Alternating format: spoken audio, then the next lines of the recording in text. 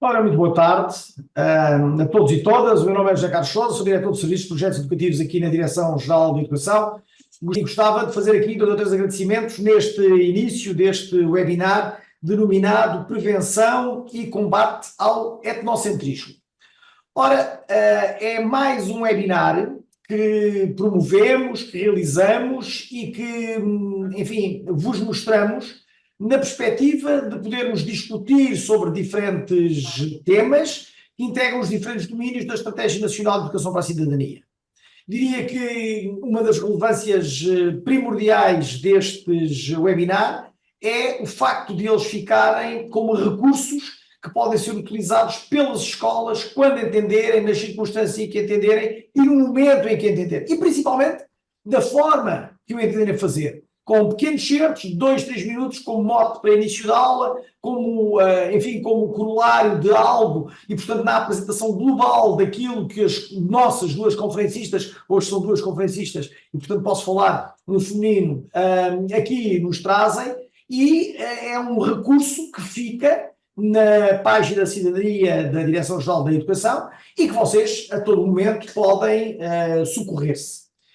Um agradecimento à equipa da DGE, à minha equipa e aos elementos que estão aqui envolvidos, o Vítor Figueiredo, a Maria José Neves, o Rui Lourenço, a Ana Pina, a Fernanda Moreira, e um agradecimento muito especial à Sandra Mateus, socióloga, e à Mariana Lagarde, que é doutorada em Ciências da Educação, e que serão, já serão melhor apresentadas a seguir, mas que serão, enfim, o nosso mote inspirador para promovermos aqui, depois de ouvirmos genericamente o que têm para nos dizer, promovermos aqui algum debate e tentarmos trazer à liça algumas das questões que estão todos os dias nas nossas escolas. Valorizar, respeitar e deixar o outro ser é o mote para abordar a temática deste webinar, ou seja, o etnocentrismo. Onde é que ele entra aqui na nossa perspectiva de trabalho da Direção de Serviços de Projetos Educativos? Entra, objetivamente, naquilo que são os diferentes domínios que se interligam, não podemos dissociar as questões da interculturalidade das questões do desenvolvimento sustentável ou das questões dos direitos humanos.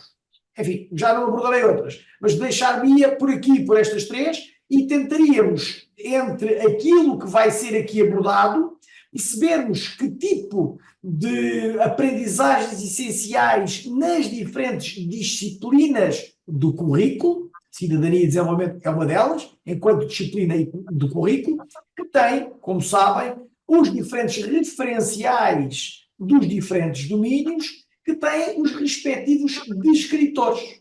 E esses escritores terão muitas vezes que ser corroborados, diria assim, correlacionados com as próprias aprendizagens essenciais em termos daquilo que o currículo nos apresenta.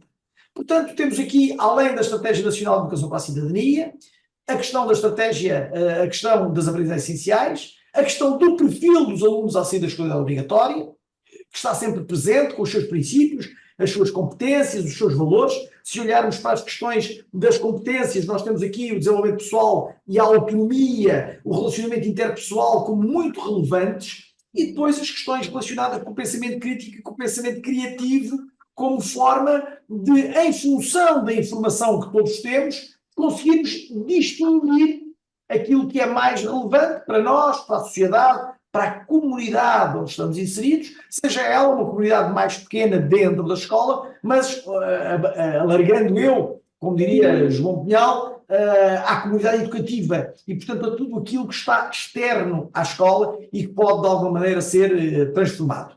Por outro lado, temos aqui também um momento de partilha, de reflexão sobre diferentes matérias que têm muito a ver com informação e com comunicação, a forma como comunicamos, a forma como conseguimos informar sobre estas matérias e a forma como conseguimos deixar nos nossos alunos, principais destinatários de tudo isto que acabamos por fazer, como conseguimos deixar destes nossos alunos o restício para que procurem outras matérias e para que tentem saber mais sobre essa mesma matéria. Portanto, era esta a minha introdução. Um agradecimento mais uma vez à Sandra Mateus e à Mariana Lagarto e passo a palavra desde já ao Vítor Figueiredo, que será o pivô aqui de toda esta sessão até ao seu final. É a Maria José? Então é a Maria José que vai, tá? Não me disseram tudo, portanto, está perfeito. Um ao outro estariam muito bem. Maria José, força, muito obrigado, tudo a correr bem.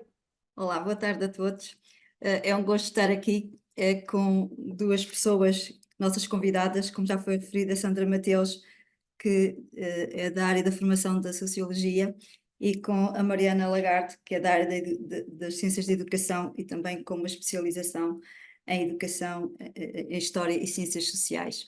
De algum modo, na minha percepção, teremos aqui uma complementaridade e esperemos então que tal possa acontecer. Pegando algumas palavras do Dr. José Carlos Sousa e afunilando, diríamos que para este webinar é fundamental pensarmos naquilo que é uma cidadania global. A cidadania global é uma preocupação cada vez maior, o etnocentrismo é indissociável de uma visão e de um sentido de pertença a uma humanidade comum que nos une numa comunidade que é cada vez mais planetária e com desafios que são cada vez mais globais. Eu começaria por dar a palavra à Sandra Mateus, numa incursão, esperamos em termos do que está mais associado ao etnocentrismo, em termos também conceptuais e abordagens que podem ser tidas pela ação dos docentes e de outros educadores em contextos de educação formal e não formal, relativamente ao que se prende com o etnocentrismo na sua complexidade. Portanto, Sandra, a palavra é tua. Muito obrigada. Vou começar aqui por fazer a partilha do PowerPoint. Queria começar por agradecer muito este convite. É sempre um prazer estar entre pessoas interessadas em temas relevantes e pessoas ligadas à transformação social nessa instituição tão importante que é a escola. Dizer-vos também que falo, como dizia a Maria José, falo a partir do lugar da socióloga. Eu sou sobretudo uma socióloga e a partir do lugar ou da experiência de formação, quer de futuros sociólogos, no início da sua licenciatura, quer de pessoas educadoras em muitos domínios, no domínio formal, informal, no quadro do mestrado de Educação e Sociedade que dirijo neste momento. Eu queria começar de uma forma muito rápida, porque sei que o meu tempo vai ser curto, começar com a minha ideia principal e depois a seguir vamos esclarecê-lo um pouquinho melhor. Portanto, eu queria trazer alguns contributos para a reflexão, mas no fundo para chegar a este conjunto de ideias fundamental que expressa o etnocentrismo como um conjunto de crenças que cumprem um papel social, e é por isso que são tão prevalecentes e pervasivas da nossa experiência social. Portanto, o etnocentrismo é um processo que nos acompanha na nossa vivência social, mas é também, em grande medida, uma incapacidade que tem impactos e que gera constrangimentos na nossa ação enquanto pessoas educadoras, enquanto cidadãos. É, sem dúvida nenhuma, um obstáculo aos processos de ensino e aprendizagem e, acredito eu, porque sou uma otimista por natureza, uma perspectiva que pode ser superada a vários níveis e através de um trabalho contínuo que começa na reflexão individual de cada um de nós enquanto pessoas interessadas e envolvidas em processos de educação e aprendizagem, mas que também passa pelo reconhecimento das transformações sociais à nossa volta e pela ação nas instituições em que estamos. Portanto, não depende só de nós, mas tem-nos a nós no centro. E é por isso mesmo que eu quero começar justamente por um exemplo muito pessoal. Eu acho que descobri a minha perspectiva etnocentrista enquanto estudante no estrangeiro, durante um período que vivia no estrangeiro, a partir do gesto, a partir da percepção num país em que o gesto é uma forma de comunicação muito importante, como é a Itália, como estariam já a imaginar. O perceber que os gestos que trazia de Portugal não funcionavam sempre e não eram sempre bem compreendidos foi uma espécie de minha primeira experiência, que depois se tem prolongado ao longo da vida, porque tenho tido o privilégio de ir intervindo em contextos interculturais, globais, internacionais. Mais recentemente, há poucos anos, por exemplo, numa ação de formação com pessoas educadoras gregas, em que eu representava uma instituição cujo símbolo era uma mão aberta, assim. Quando eu mostrei o slide da mão aberta, houve um ataque de riso muito descontrolado na sala de formação e depois a intérprete explicou-me então que esta mão era um gesto muito ofensivo. Portanto, esta coisa pequenina que é o gesto, que depois vem acompanhado da palavra, da atitude, da forma de ver, na realidade variam muito do ponto de vista étnico-cultural e variam muito de acordo com o contexto em que a estamos a desenvolver. Outro exemplo do gesto, podíamos passar para esse universo que é concorrente às escolas, não é? No caso dos nossos estudantes, que é um canal de YouTube, que é o grande canal YouTube, esse canal concorrente à nossa ação educativa. Neste canal encontrei no outro dia este vídeo chamado O que é que o mundo come ao pequeno almoço, com alguns destes exemplos, Portugal não estava. Neste caso já não falamos do gesto ou da palavra, mas da cultura, da gastronomia como uma prática social e cultural. E neste mundo horizontal do YouTube, que por vezes a sala de aula não é, ou a sala dos professores, ou as outras salas onde vamos circulando, às vezes até na nossa rede mais íntima, neste mundo tão horizontal, os comentários a este vídeo que estão aqui a ver são, no fundo, um exemplo de uma batalha etnocêntrica, poderíamos dizer. Isso não é um mundo, dizia, por exemplo, o utilizador 070252. Ninguém na Alemanha come isso ao pequeno almoço, diz o Roxy Co. 80% dos comentários dizem eu como cereais ao pequeno almoço. Temos aqui o caso do Brasil, em que alguém dizia, não, o nosso famoso pão com manteiga, que nos é tão próximo também aqui em Portugal, era Judy Kelly, que dizia, o nosso famoso pão com manteiga é que devia estar aí. E um dos últimos comentários, tem muitos comentários, mas um dos últimos comentários dizia justamente pequenos almoços estereotipados, deveria ser o título deste vídeo. Então esta horizontalidade traz esta discussão e esta discussão traz-nos para a nossa sala de aula em Portugal, onde vamos encontrar, segundo alguns dos dados mais recentes, o Atlas dos Alunos com Origem Imigrante, lançado por uma equipa do ISCTE. Na realidade, estes pequenos almoços e as pessoas que comem estes pequenos almoços e pequenos almoços semelhantes estão na nossa sala de aula.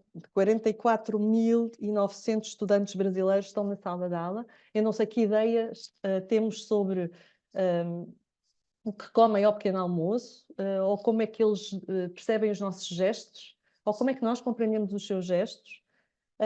Mas tenho algumas ideias a partir da literatura sobre a forma como parte das origens destas pessoas estão representadas nos manuais escolares, nas formas a partir das quais conversamos, e são muitas vezes alvo de mal-entendidos. Portanto, nós temos um mundo já, nós temos uma espécie de oportunidade permanente de abertura ao outro e de combate ao etnocentrismo no dia-a-dia das nossas escolas, em qualquer um dos seus momentos. Então, o interpretar permanente é parte deste movimento. Quem interpreta e que impacto tem essa interpretação vai variando, não é? O etnocentrismo está profundamente ligado à interação, e a interação e a reflexão são a base de todos os processos de ensino e aprendizagem. Poderíamos definir o etnocentrismo, desculpem-me a imagem tão infantil, mas eu acho que ela é perfeita, uso-a muito com os estudantes, os futuros sociólogos, porque esta ideia de termos permanentemente o nosso próprio nariz a toldar a forma como vemos é muito eficaz, eu acho, e estamos a falar de perspectiva e de visão. Portanto, o etnocentrismo como esta incapacidade de olhar o mundo a partir dos olhos dos outros, mas também como uma forma complexa de crença que nos acompanha, que é parte de nós. Nós somos socializados a partir de um contexto particular no qual assumimos uma posição também relativa, e a partir dessa posição e desse contexto acabamos por, de alguma forma, absorver, incorporar, acreditar, multiplicar uma ideia de uma certa superioridade cultural ou nacional como um dado adquirido, como algo normal e natural. Nós dizemos muitas vezes em sociologia esta ideia de que nada é natural, tudo é social, tudo é uma construção social, mas esta ideia de que o mundo é como eu o vejo e como eu o entendo, é algo que é parte da nossa experiência social, se reinventa e se reconstrói permanentemente. A não ser que nós sejamos confrontados, de facto, com sistemas de valores, gestos, atitudes e visões do mundo alternativas, por vezes consideradas até desafiantes, e que tendem a gerar num primeiro momento, talvez, incompreensão, desconforto, que é aquele lugar onde a aprendizagem pode acontecer, na realidade. Na base, então, destas crenças vamos ter os estereótipos, estas ideias sobre a realidade. Nós não podemos agir socialmente sem algum tipo de ideia pré-definida. Portanto, estas ideias pré-concebidas são indispensáveis à forma como produzimos discurso, comunicamos, agimos no mundo. Agora, o que acontece é que quando estas categorias se tornam rígidas, inflexíveis, e regem ações que têm impactos na vida das outras pessoas podem então tornar-se processos de discriminação, podem transformar-se em preconceitos. Portanto, eu diria que sim, nós temos que agir a partir dos estereótipos, mas mantê-los abertos e flexíveis talvez seja o segredo ou a necessidade maior. Promover isso na nossa própria aprendizagem ou na aprendizagem dos nossos estudantes exige provocar, por vezes, pequenos tremores de terra. Às vezes não são muito grandes, não é? Este é um recurso que pode ser usado com relativa facilidade. Eu continuo a surpreender-me com a forma como ele é eficaz em pessoas adultas, em pessoas já educadoras ou em recém-licenciados. E tem a ver com o mapa, porque nesta nossa perspectiva naturalmente etnocêntrica, os cartógrafos registaram os mapas a partir do seu lugar no mundo, os primeiros, e isso consolidou-se e cristalizou-se quase como um preconceito. Mas, de facto, o globo pode ser rodado, e neste lugar tão central que ocupamos, por acaso hoje, nós que estamos aqui a partilhar esta sessão, na Europa e no Ocidente, temos muita dificuldade em fazer este girar do globo e imaginar que milhões de pessoas estão a ver o mundo noutra perspectiva. Estes mapas que estamos aqui a ver, que têm a Austrália no centro e que têm os Estados Unidos no centro, são mapas produzidos para fins educativos, porque será mais fácil a estes estudantes perceberem as relações entre o lugar em que estão e o mundo se nós rodarmos o globo. Isto não implica que os mapas clássicos e históricos sejam deitados fora, pelo contrário, mas é o diálogo, no fundo, que vai tornar-se mais produtivo. Vai permitir contrariar histórias únicas, como diz uma das minhas autoras favoritas, conhecerão seguramente, Chimamanda Ngozi Adichie, O Perigo da História Única. Ela diz: as histórias têm que ser contadas e têm sempre um ponto de partida e uma posição da qual partem.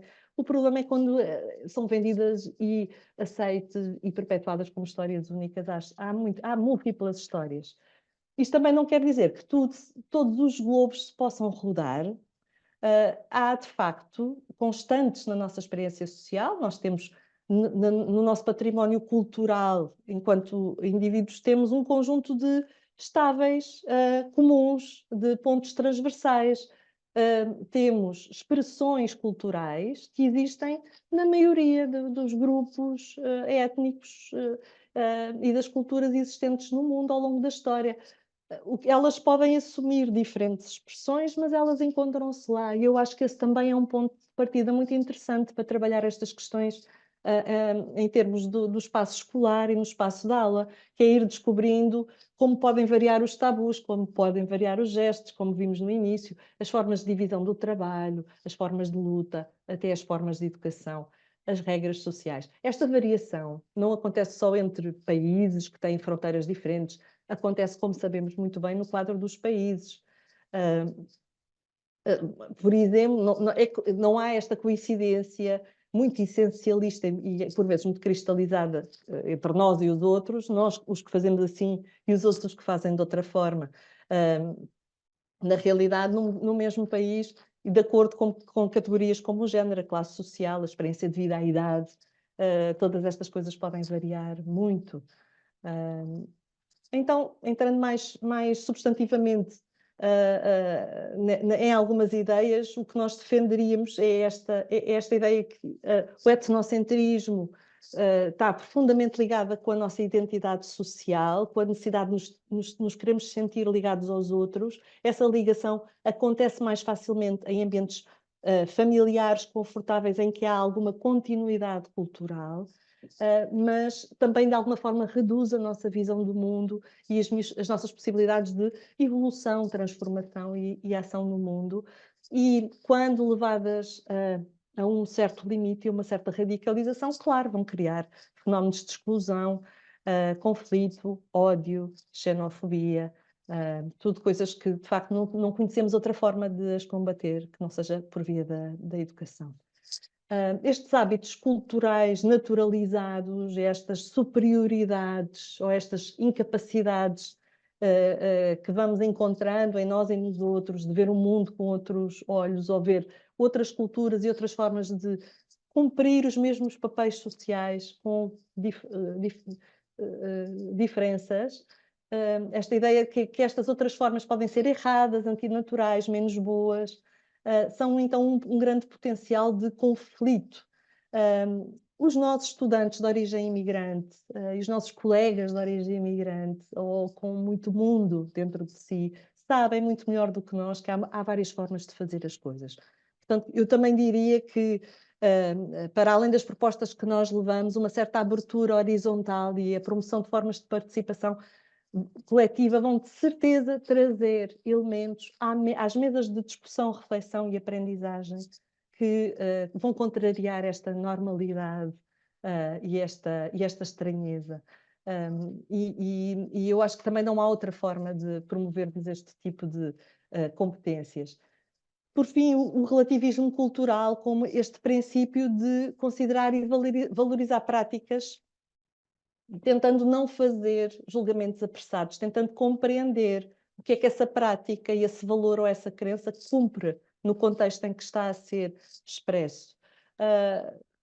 Na realidade, o exercício aqui é menos o de julgar o que é correto ou incorreto, natural ou natural. Não é usar estes elementos de julgamento, mas sim pensar mais na forma como estamos a olhar para a realidade e como a estamos a ensinar. Como estamos a promover uma reflexão em torno daquilo que é mais fundamental no mundo. Claro que há limites, na minha opinião. Portanto, esta questão do relativismo cultural, há muita tensão em torno desta questão.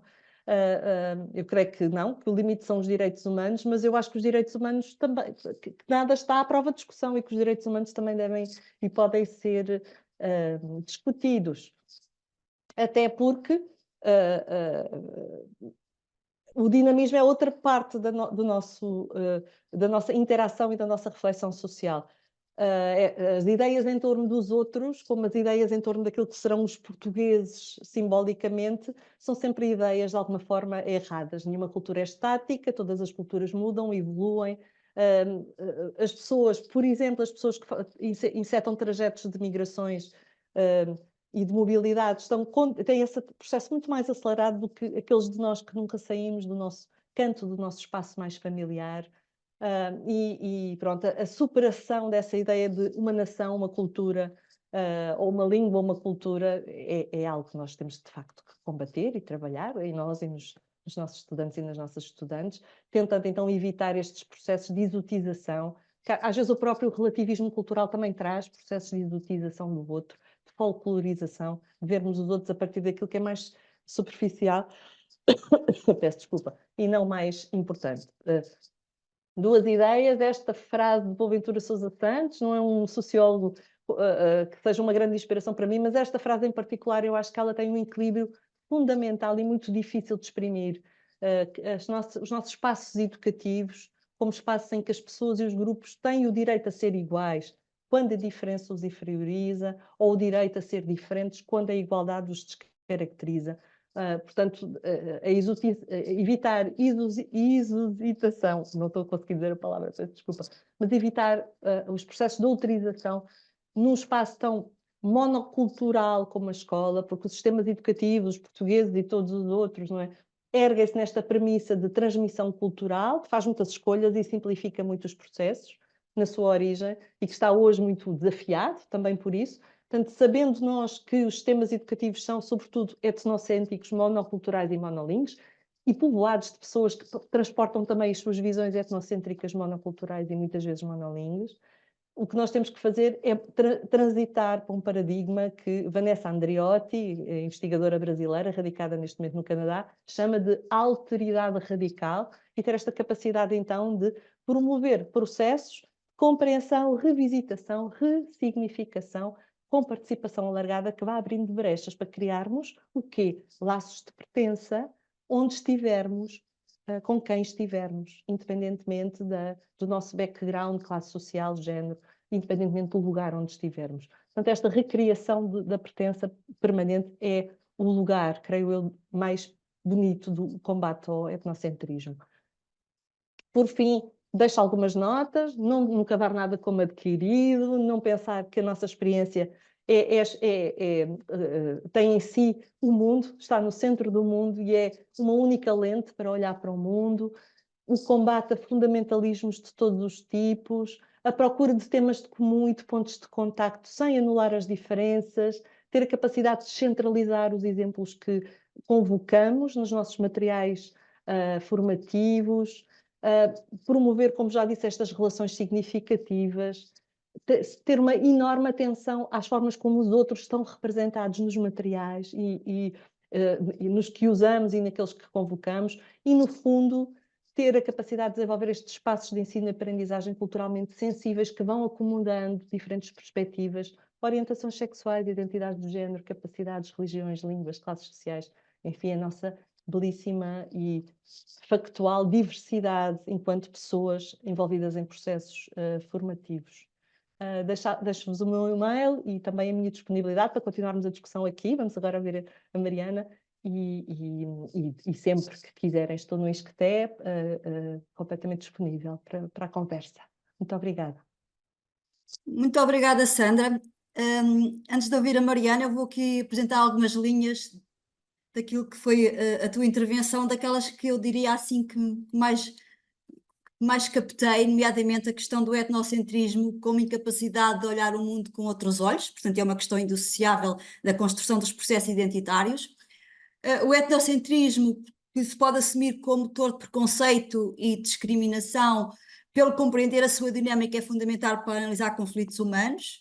O combate ao etnocentrismo, que pode assumir a nossa cultura, o nosso modo de vida, assumir isso como estar sendo no mundo, contrariá-lo implica sempre uma postura enquanto atitude e comportamento de alteridade e de empatia. A importância de superar perspectivas etnocêntricas através de um trabalho continuado, de reflexão individual e da educação, uma educação que promova a compreensão de práticas culturais que não são familiares, de espaços de aprendizagem abertos ao diálogo, ao envolvimento de todos, nas múltiplas dimensões da diversidade humana, enquanto fator a valorizar essa diversidade humana e cultural.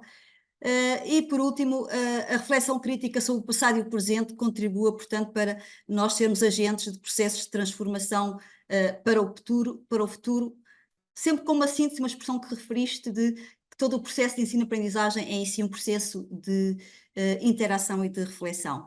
E, portanto, pegando nesta última dica, exatamente da importância da reflexão entre o passado e o presente, que contribua para a transformação do futuro, então passo a palavra à Mariana, que irá abordar essencialmente questões relativas a temas controversos, sensíveis e controversos, e contributos que a educação histórica, portanto, pode oferecer. Mariana, a palavra é tua. Agradeço o convite e vou aqui trazer, portanto, algumas informações dentro da minha área de estudo, que está mais ligada à questão da educação histórica, e, portanto, trazer aqui algumas dicas para poder trabalhar-se temas sensíveis e controversos. Estas ideias, temas sensíveis e controversos, aparecem muitas vezes com várias perspectivas ou várias lógicas e, portanto, há correntes de abordagem. A primeira vem do mundo anglo-saxão, nos anos 70, tinha a ver exatamente com as questões controversas, os temas sensíveis e controversos, e tinham muito a ver com as discussões, partindo da discussão entre a ciência, o que atravessa da ciência à sociedade, também depois as questões das justiças reais e percepcionadas. Isto era aquilo que atravessava muito os problemas do ensino no mundo anglo-saxão nos anos 70, do século XX, e, portanto, muitas vezes os choques entre o que se ensinava na escola e as histórias que as comunidades, e, portanto, as comunidades com diversas origens, tinham e que os alunos sentiam que havia choques entre a sua família, a sua comunidade e aquilo que era trabalhado na escola, nomeadamente ao nível das questões do tráfico negreiro ou da colonização. O mundo francês, aparece aqui a investigação francesa no início do século XX com algo parecido, mas a que chamaram, e eu penso que muito bem, questões socialmente vivas, aquelas questões que de facto estão a atravessar a sociedade e que muitas vezes são os próprios alunos que levam para dentro da sala de aula e que não entendem, partindo, por exemplo, das questões de como a ciência técnica podem influenciar a sociedade, os perigos do nuclear e da ciência nuclear, mas também, ao mesmo tempo, os problemas ampliados pela diversidade cultural, daquilo que a Sandra Mateus também já referiu, que é as migrações e a diversidade que vem provocando nas salas de aula, portanto, e estou a falar portanto, do nosso mundo, do nosso lugar, portanto, europeu ocidental, e que de facto traz outras questões para a sala de aula que os professores, portanto, não devem ignorar e, portanto, devem ser trabalhados e que fazem parte, de facto, da sociedade. Por outro lado, a queda do Muro de Berlim traz um outro conceito também para dentro destas temáticas da sensibilidade e da controvérsia, que é a ideia dos passados dolorosos. E aqui entramos no mundo da questão das vítimas, as vítimas do mundo soviético e os perpetradores que disputaram as suas liberdades. E também as discussões em torno da memória, o que é que se usa a memória, usa-se a história, o que é que se vai verificar para tentar ultrapassar o ressentimento, para tentar caminhar para uma reconciliação. Portanto, há várias lógicas à volta destes passados dolorosos. Aquilo que dói. Von Boris, na Alemanha, traz uma ideia, ele cunha uma expressão muito interessante que é a burdening history, ou seja, em português nós traduzimos histórias difíceis ou histórias incómodas, e são aquelas que, para além da memória, trazem as emoções fortes. E de facto, quando se está a trabalhar numa sala de aula questões do tráfico negreiro e temos uma sala com uma série de alunos afrodescendentes, esta é uma questão que vai, logicamente, disputar emoções fortes. E por um lado pode, e não é só num conjunto ou noutro conjunto, isto está de passar entre a vergonha e a culpa, o lamentar o que os antepassados fizeram, que nós estamos num presente diferente, como é que nós nos distanciamos do passado para compreender as causas e as consequências que ainda tem no nosso mundo hoje em dia, e tentar chegar a uma reconciliação. Von Boris cria esta lógica de história difícil, esta forma de abordar, um bocadinho com base na como tratar o Holocausto na Alemanha, portanto, dos dias de hoje.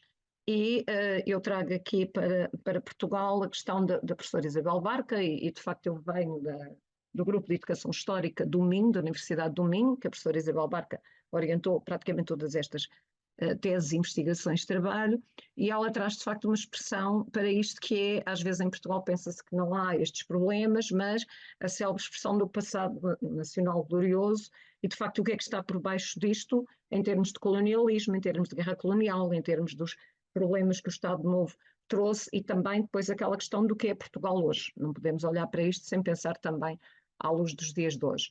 Todas estas correntes propõem diferentes tipos de trabalho, eu depois vou aqui apresentar mais algumas ligadas à educação histórica, mas que é, no caso das questões socialmente vivas, aquilo que eles consideram é que o ideal é fazer debates e jogos de papel. E, portanto, a ideia é os alunos tentarem pensar riscos, problematizar, tentarem procurar argumentos, pesquisar, para avaliar perspectivas diversas, não necessariamente opostas, mas também podem ser, e tentarem tomar decisões fundamentadas.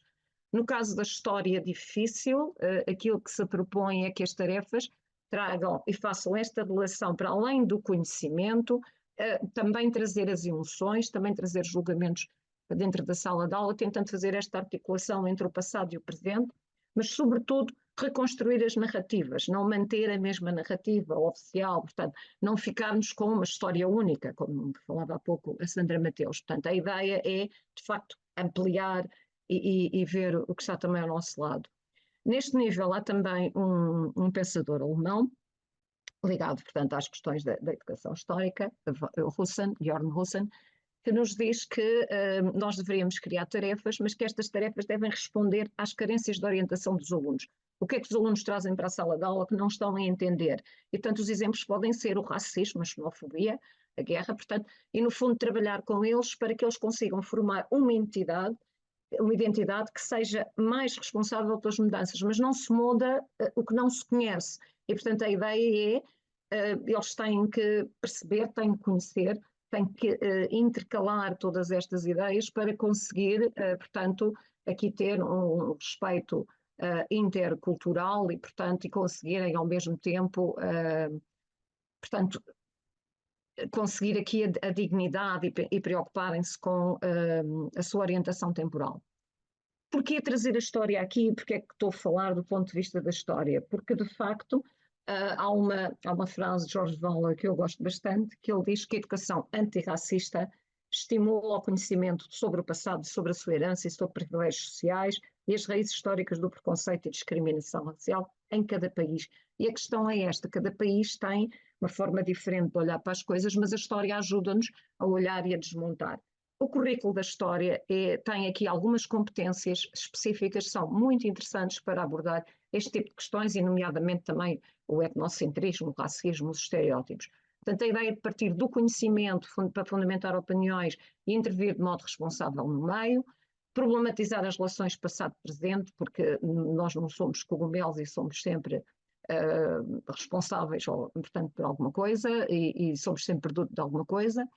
A ideia de estarmos abertos à dimensão intercultural das sociedades atuais, de clarificar um sistema de valores humanista, de promover o respeito pela diferença, pela diversidade étnica, ideológica, cultural, sexual e, logicamente, valorizar a dignidade humana e os direitos humanos, portanto, aqui promovendo a diversidade.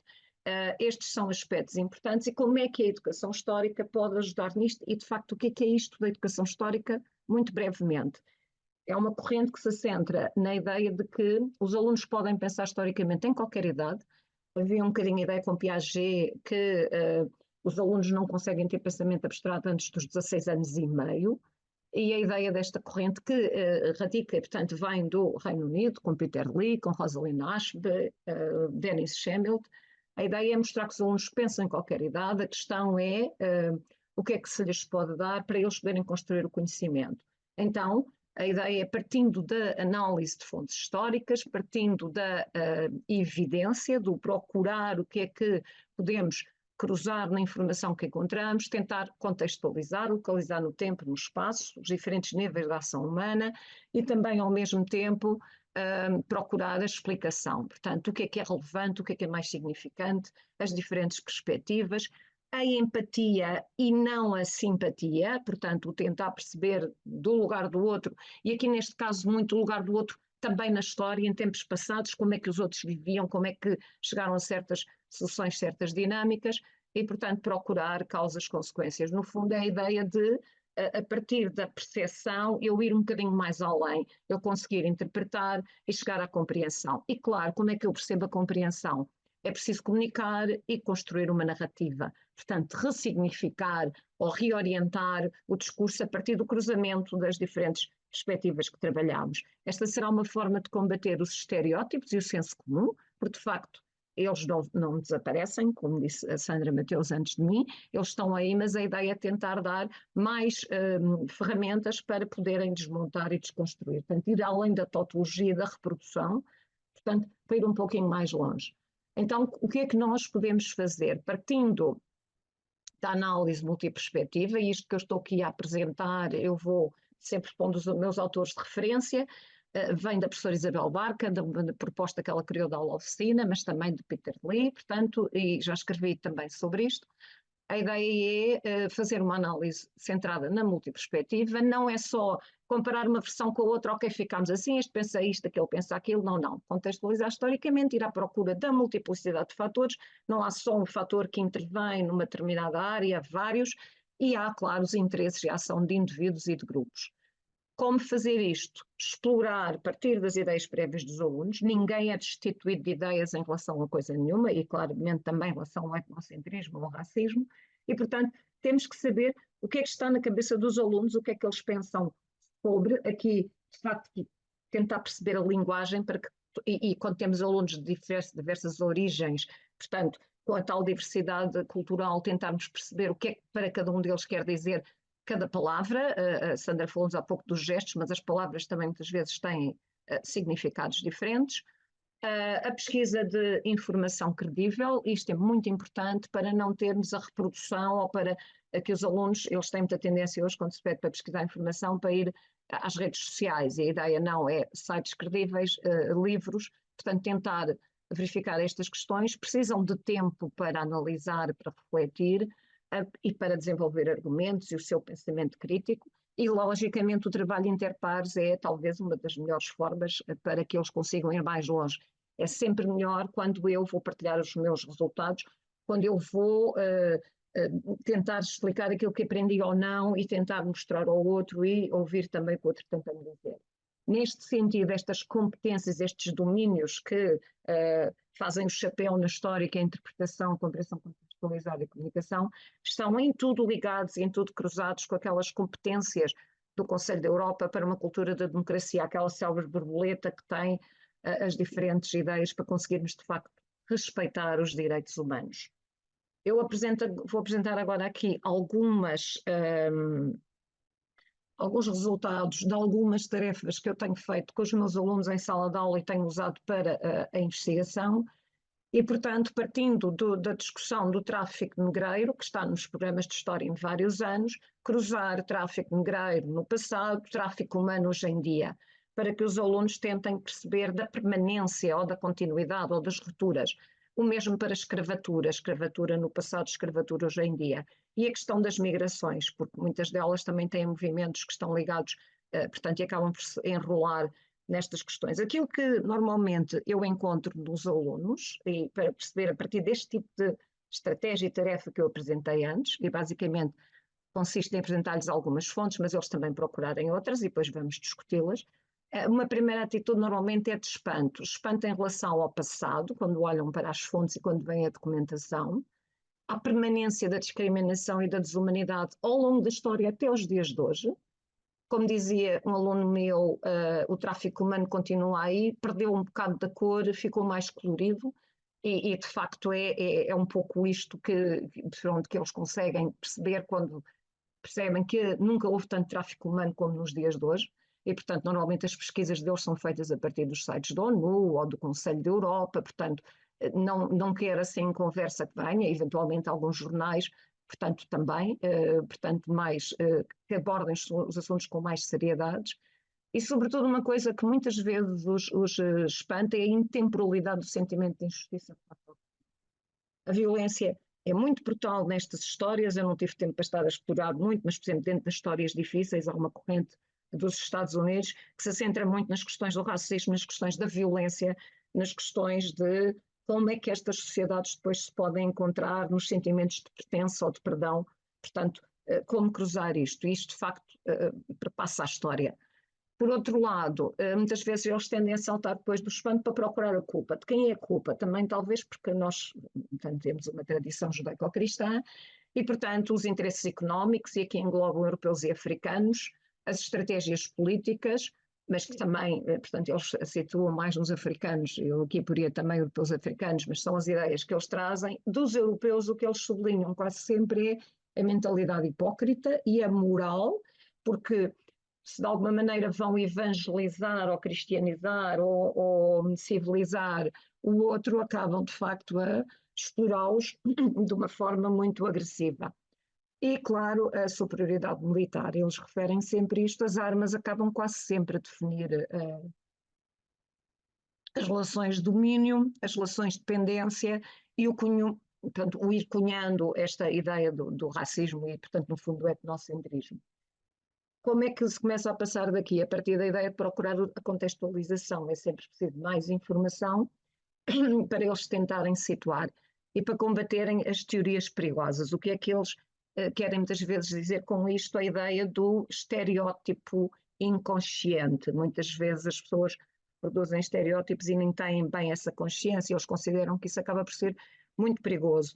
E por isso passamos sempre para a fase de tentar perceber o passado, não esquecer que ele existe, mas tentar explicá-lo. E é muito interessante que alguns alunos dizem que desta forma o estudo pode ser uma arma para combater a desumanidade.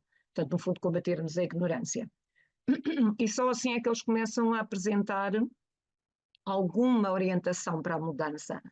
Portanto, eles acham que a memória pode ser usada, a memória de quem passou ou de quem sofreu, porque há culturas que não têm registros escritos, mas têm memória oral e que pode ser usada como um incentivo para a ação. A atualização de conceitos é muito interessante porque alguns alunos deixam de usar a palavra escravo e passam a dar ao escravo uma identidade de pessoa e de facto aceitam esta atualização da pessoa escravizada, mesmo se poderia dizer para a pessoa racializada, e portanto a ideia de o conhecimento permite quebrar tabus acerca do racismo, que se mantém e que às vezes há tendência para dizer que não existe, portanto, ou para nos descentrarmos. O diálogo é sempre para eles uma forma de poder ultrapassar estas questões e aqui um diálogo que tenha muito a ver com esta questão da interculturalidade. Eu dou aulas, eu sou professora essencialmente, não disse isso no início, além de fazer investigação em educação histórica, mas eu sou professora do chão da sala há 41 anos, continuo a trabalhar, fiz todas as minhas investigações sendo professora e de facto e nós sabemos que as salas têm cada vez, ou a zona onde eu trabalho aqui na área da Grande Lisboa, tem muitos alunos, tem uma grande diversidade cultural, vindo de vários locais e é impossível aqui que não haja esta ideia do diálogo para a tolerância, porque eles não estão longe, nem estão nas páginas do livro de história, nem há um nós e um outros, estamos todos ali, os nós e os outros. Portanto, a ideia é como é que nós discutimos, como é que nós repensamos onde estamos. E a ideia da reconciliação aparece muito, e até a ideia de um nós universal, portanto, uma ideia da cidadania global, como estava a referir há pouco a Maria José. E eu trago aqui a afirmação da Lia, que tem 18 anos, e que ela diz que nós vamos ter que ver o que fazer para ser melhores pessoas. Então, concluindo, o que é que a educação histórica nos pode ajudar e pode ir para a cidadania? Portanto, estes processos cognitivos específicos que procuram esta compreensão contextualizada, a reflexão, ir procurar o passado, a relação entre passado e presente, ajudam também a pensar em cenários de futuro e a formar espírito crítico, que é o fundamental e, portanto, aquilo que nos ajuda mais a combater os radicalismos, o racismo, a xenofobia. Um outro aspecto muito importante é que temos que olhar para as angústias dos nossos alunos, para os problemas que eles trazem. Isto também implica, claro, que o professor tem que ter alguma formação, porque às vezes as pessoas também ficam um bocadinho com algum receio de como trabalhar e, portanto, estes temas às vezes são delicados, mas não podemos ignorá-los. E, portanto, temos que os ajudar a dar sentido à vida humana, a ajudá-los a agir, a ajudar a esta construção identitária dos alunos. A questão que eu coloco sempre no fim é, e até onde é que vai este efeito das mudanças? O mundo está sempre a girar, não paramos, há o meu ponto de vista e há o teu, como é que encaixamos? E, de facto, lembrando aqui Nelson Mandela, que é uma frase que eu gosto muito, é: se as pessoas aprendem a odiar, ninguém nasce a odiar, também podem ser ensinadas a amar. E, portanto, é neste espírito que eu acho que a educação histórica nos pode ajudar, que nós devemos trabalhar e devemos tentar levar os nossos alunos mais longe. Eu deixo aqui as referências que tenho e que fui referindo ao longo do texto, e depois posso também deixar os meus contactos para se futuramente me quiserem contactar. E termino assim aqui a minha apresentação, agradecendo mais uma vez a atenção. Muito obrigada, Mariana, por esta visão que eu diria, antes de mais, multiperspectiva e, em minha opinião, válida em qualquer disciplina, em qualquer área de saber. Uma perspectiva que é de educação histórica. Nós temos de ter uma perspectiva de educação histórica em muitas disciplinas, a biologia, a matemática, as artes, a educação física, e poderia continuar por aí além. Destacaria algumas ideias, nomeadamente a abordagem de temas sensíveis e controversos que permitam problematizar relações entre o passado e o presente para interpretar o mundo atual de forma crítica e fundamentada, a importância de contextualizar para compreender, para refletir, para recusar radicalismos, como referiu exemplos do racismo e a xenofobia, sempre com o recurso à análise multiperspectiva, a multidimensionalidade como parte da complexidade, diria. Usar o estudo como arma contra a desumanidade, portanto, essa frase que referiu de uma aluna e que me parece tão significativa também, o apelo à memória como incentivo à ação, portanto, a memória como fundamental à nossa construção também identitária e à ação enquanto agentes para a transformação. A abertura à diversidade humana e cultural, ao diálogo, ao respeito pela dignidade humana, promovendo interações entre diferentes culturas, diríamos, portanto, sempre na defesa dos direitos humanos. E, portanto, naquilo que é, numa perspectiva já mais histórica, digamos assim, disciplina ou da área de saber, a reconstrução de narrativas que não sejam uma visão única, mas exatamente de multiperspectividade. Nós tivemos diferentes questões colocadas por parte das pessoas que se inscreveram para este webinar. Por uma questão de gestão de tempo também, eu vou aqui pegar numa frase e vou pedir um comentário, se não se importarem a ambas, quer a Sandra, quer a Mariana, pela ordem que entenderem. Portanto, é uma afirmação que diz o seguinte: confunde-se que permitir que o outro expresse a cultura da sua etnia implica eu perder a minha. E, portanto, eu ia pedir um comentário de cada uma de vós. Não, eu vou dar, Mariana, quer avançar para estar mais tranquila com o tempo? Sim, eu acho que é o que foi mais.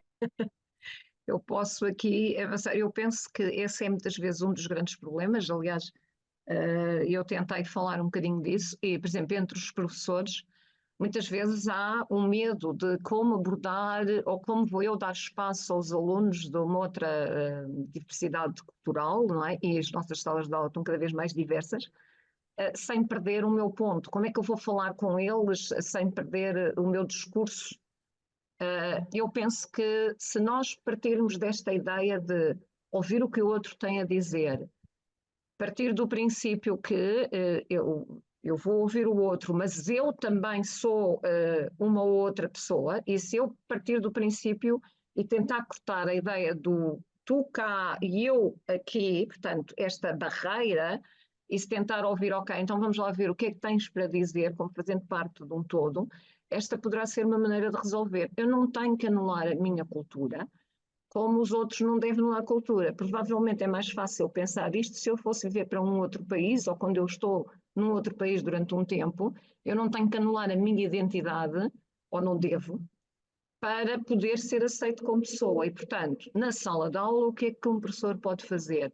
É ouvir o aluno, ter que lhe dar espaço. Às vezes as pessoas têm medo de dar este momento do ouvir o que vem do outro lado, mas é preciso estarmos abertos a isso cada vez mais e, ok, planificar uma aula, não falar destas coisas, isto é que eu acho que é muito importante, sem se informar primeiro, porque pode-se correr o risco de terminarmos numa espécie de discussão de conversa de café, como eu costumo dizer, em que cada um acaba a dizer uma coisa diferente e depois ninguém ouve ninguém e não se resolve. Portanto, a ideia é, de facto, pensar, informar-se, dar espaço para que o outro fale, pôr várias pessoas a falar e tentar perceber qual é o nosso denominador comum enquanto pessoas. Eu penso que junto com isto há também uma ideia muito importante, que é aquele estereótipo que normalmente não se fala, que é um bocadinho inconsciente, ou que anda aí, que é a ideia do racismo e a ideia de raça, quando nós temos já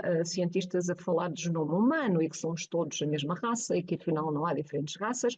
Isto não é anular a ideia de que há raça, mas se trouxermos isto para a sala de aula, falarmos disto com os nossos alunos, começamos a pôr um conhecimento em cima da mesa que muitos deles não têm. Por exemplo, quando se fala numa sala de aula, que esta ideia do genoma humano traz a ideia de que vimos todos da África, a tal teoria do Out of Africa, os alunos de descendência africana muitas vezes sentem-se empoderados. Afinal, nós não somos os desgraçadinhos da curva da história.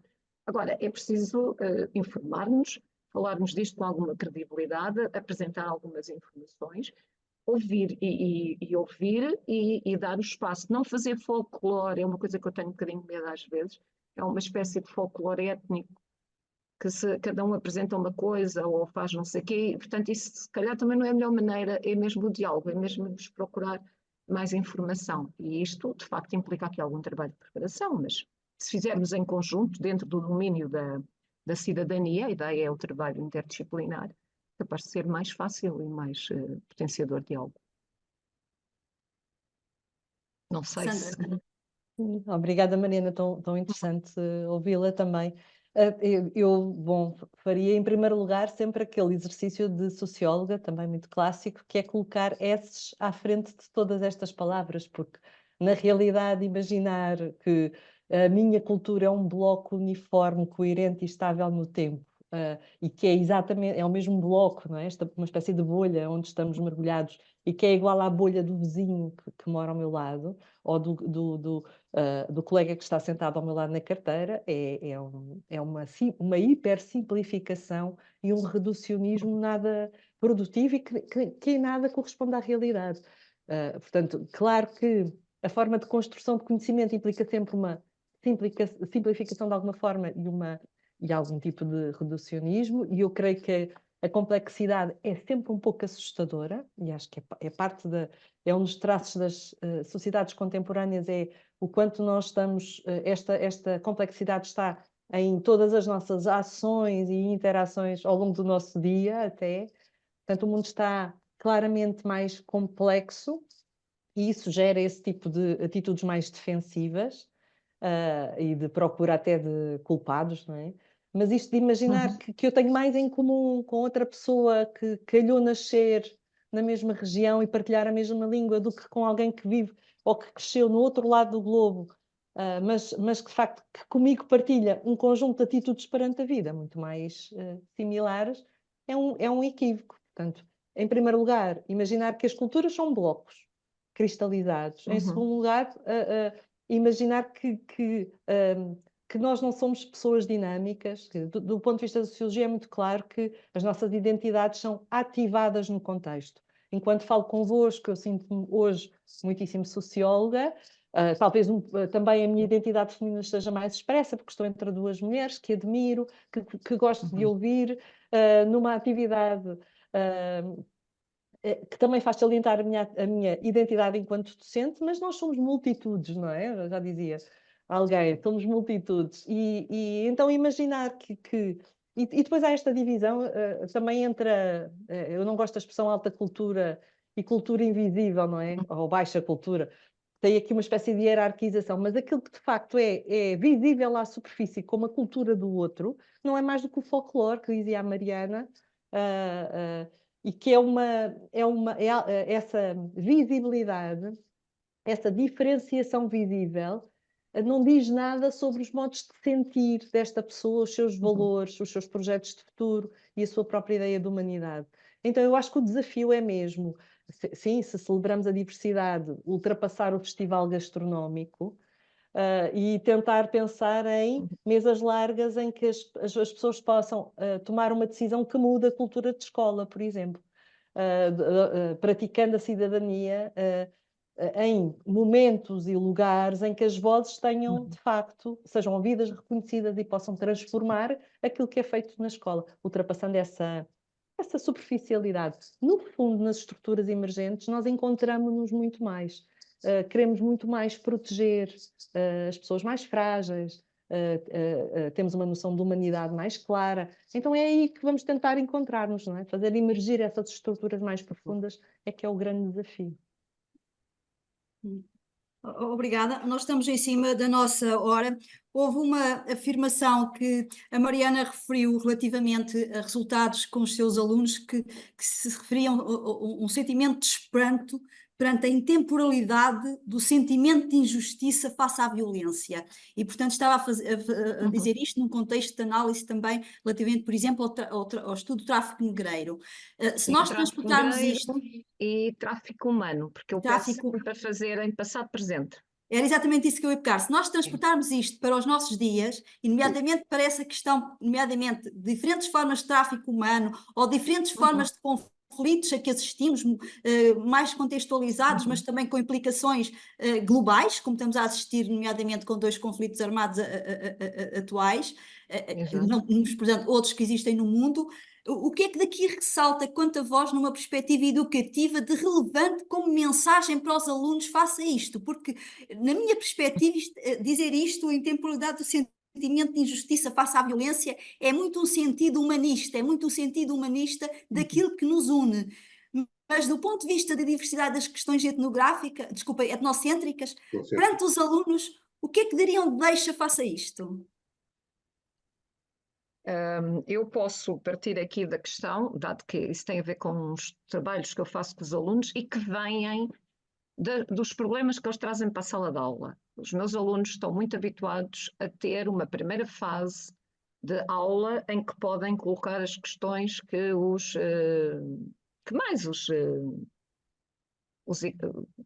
perturbam.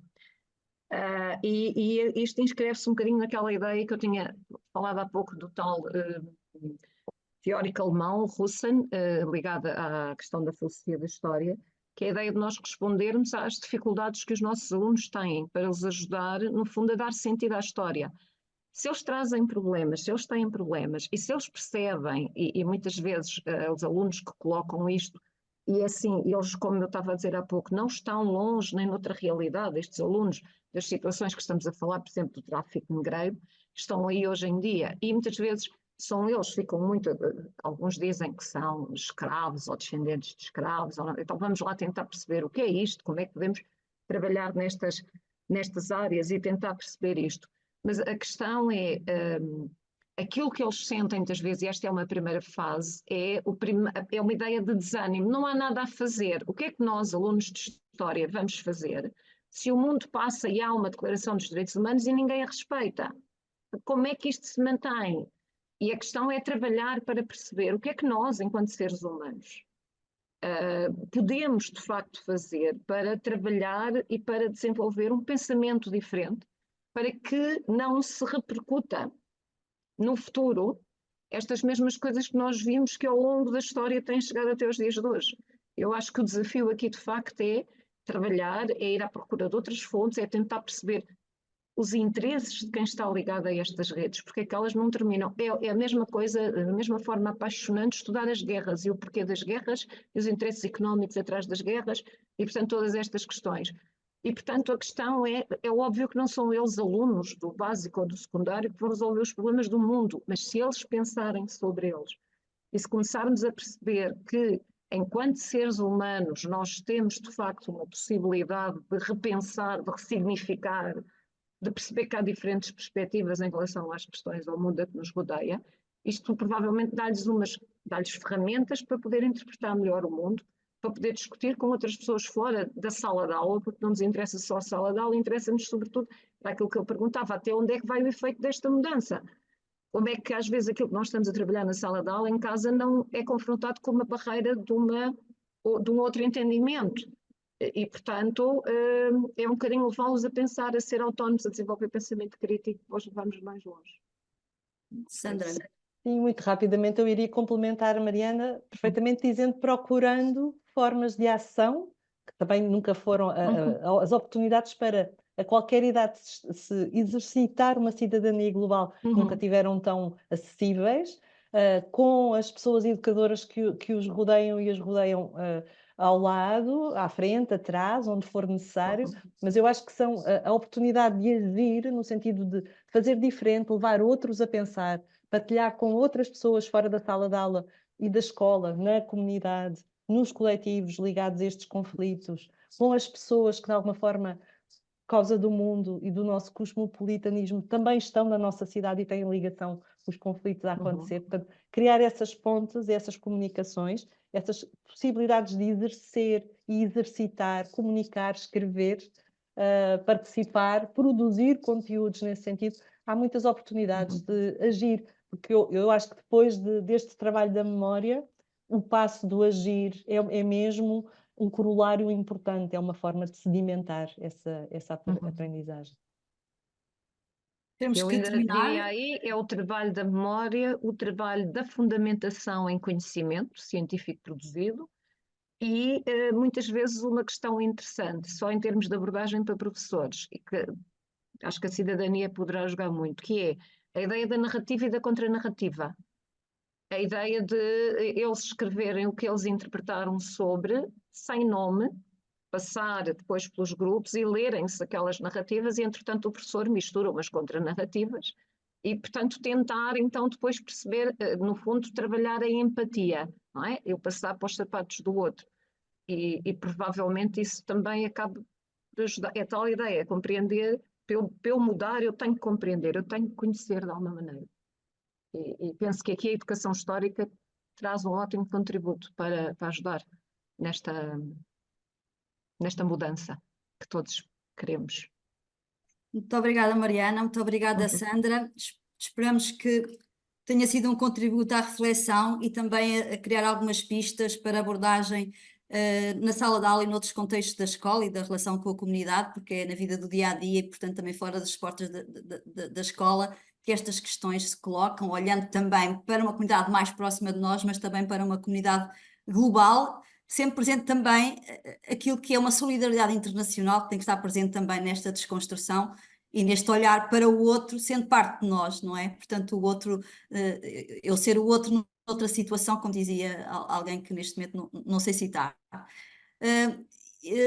Lançamos a sugestão, como habitualmente, a quem nos ouve, de consultar o nosso sítio, portanto, o sítio Cidadania DGE, nomeadamente nos domínios da interculturalidade e nos direitos humanos, que corresponde às duas equipas da organização deste webinar. Portanto, também esta tem sido uma das iniciativas que temos lá a cabo, já é o nosso terceiro webinar, também em linha de continuidade com temáticas que abordámos numa ação de formação de curta duração ligada à interculturalidade, nomeadamente identidade, identidades, cultura, culturas e diversidade cultural. E como dizia o outro, estas questões andam todas ligadas e, portanto, levam-nos a questionar a nós e o mundo e, como costuma dizer, de que lado da história, das histórias queremos estar nesta construção de agir em cada dia da nossa vida. Muito obrigada e até à próxima oportunidade. Boa tarde. Obrigado. E penso que podemos Obrigada. acabar quando começamos. Muito obrigada Valorizar, também. respeitar e deixar o outro ter. Esse foi o modo para o webinar de hoje e percebemos claramente que estas diferenças culturais promovem, de facto, sociedades inclusivas, que é o que nós queremos de hora avante para o futuro das nossas escolas promover. Porque não basta falar do diálogo intercultural sem o agir e sem respeitar essas diferenças na construção daquilo que chamamos, ou alguns nós chamamos, de sociedades mais justas e inclusivas. E por aqui estamos. Muito obrigado à Sandra Mateus, muito obrigado à Mariana, a todos os colegas do domínio da interculturalidade e da direitos humanos que colaboraram neste webinar. Obrigada, foi um gosto. Obrigada, então. Boa tarde. Muito obrigada também. Até breve. Foi um gosto participar. Obrigado.